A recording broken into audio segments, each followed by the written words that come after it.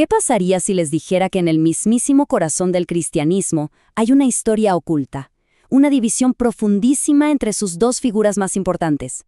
Hoy vamos a analizar justo esa historia, la tensión entre el mensaje de Jesús de Nazaret y el de su apóstol más influyente, Pablo. Y aquí está el centro del asunto. Por un lado, Jesús predicó sobre la llegada del reino de Dios y cómo vivir según la ley para poder entrar. Pero Pablo casi nunca menciona esas enseñanzas.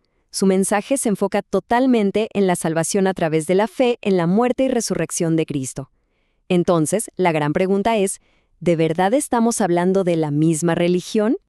Para entender esta división, primero tenemos que entender el rol tan gigantesco de Pablo. Ojo, no fue solo un apóstol más. Para buena parte del cristianismo, Pablo es la figura dominante, el verdadero arquitecto de su teología. De hecho, su influencia es pero tan monumental, que académicos como el Dr. James Tabor dicen que, en la práctica, Pablo se volvió una figura tan central que algunos lo consideran el verdadero fundador del cristianismo como lo conocemos hoy. Pensemos en esto un momento. En debates sobre el rol de la mujer, la sexualidad o cómo se debe organizar la iglesia, ¿a quién se cita casi siempre? A Pablo. Como bien señala el Dr. Tabor, sus cartas se convirtieron en la autoridad final porque daban esas doctrinas detalladas que los evangelios muchas veces no ofrecen.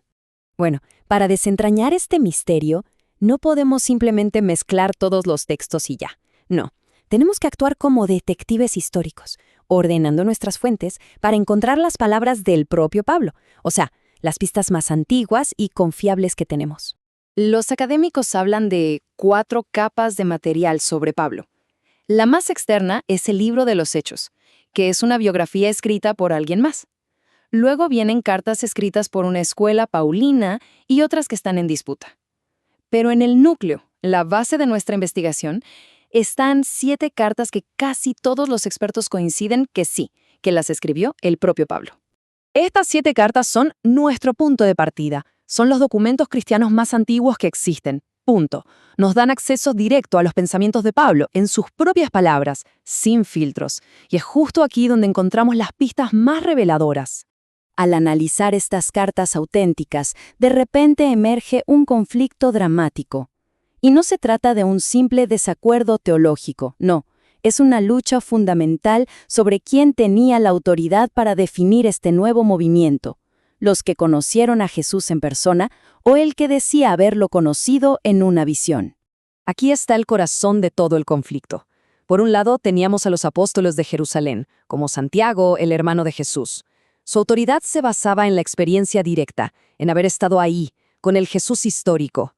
Y por otro lado, Pablo, que nunca conoció a Jesús en vida, basaba toda su autoridad en una revelación divina, una visión directa del Cristo resucitado. Y aquí está la prueba irrefutable de esa tensión. En su carta a los Gálatas, Pablo simplemente descarta la autoridad de los apóstoles de Jerusalén con una franqueza que la verdad impacta. Esto no es un debate amistoso, es una declaración de independencia, una afirmación de que su evangelio, el que le fue revelado, está por encima de cualquier testimonio histórico. Para entender bien la visión de Pablo, necesitamos un concepto clave del mundo grecorromano: la apoteosis. Esta era la idea de que un gran ser humano no solo resucitaba en su cuerpo físico, sino que era transformado, ascendía a los cielos y se convertía en un ser divino, un ser de luz. Y aquí es donde estas dos ideas chocan de frente. Evangelios que se escribieron después, como el de Lucas, hacen mucho énfasis en un cuerpo físico que se puede tocar. Pero la descripción de Pablo es completamente diferente. Él habla de un cuerpo espiritual, o cuerpo de viento, algo etéreo, celestial, el resultado de una apoteosis, no de una simple reanimación. Ok, después de examinar la evidencia y el conflicto, llegamos al veredicto de los académicos. Y la conclusión es bastante clara. Bajo el mismo nombre, se estaban predicando 2 mensajes fundamentalmente diferentes. Y aquí está la gran división, puesta lado a lado. El Evangelio de Jesús es sobre cómo vivir. Arrepiéntete, sigue los mandamientos, cuida a los necesitados. Es una religión de hacer, de acciones justas. El Evangelio de Pablo es sobre en qué creer, que la humanidad está perdida en el pecado y solo la fe en el sacrificio de Cristo puede salvarla. Es una religión de creencia. El enfoque pasó de las obras a la fe. Esto nos lleva a la pregunta teológica más profunda que sale de esta división. Como lo plantea el Dr. Bart Ehrman, si el mensaje original de Jesús era correcto, o sea, si cumplir la ley era el camino al reino, entonces la muerte de Jesús como un sacrificio por los pecados, que es el centro del mensaje de Pablo, parece, teológicamente, innecesaria. Entonces, ¿cuál es el legado de todo esto? ¿Qué significa para la historia del cristianismo que el mensaje de Pablo, y no el de Jesús, se convirtiera en el dominante?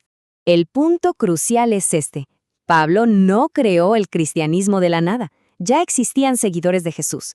Pero él fue el catalizador que tomó un movimiento apocalíptico judío y lo reconfiguró por completo.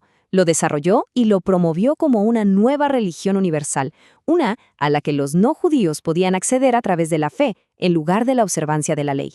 Y todo esto nos deja con una pregunta final. Una que ha resonado durante 2000 años.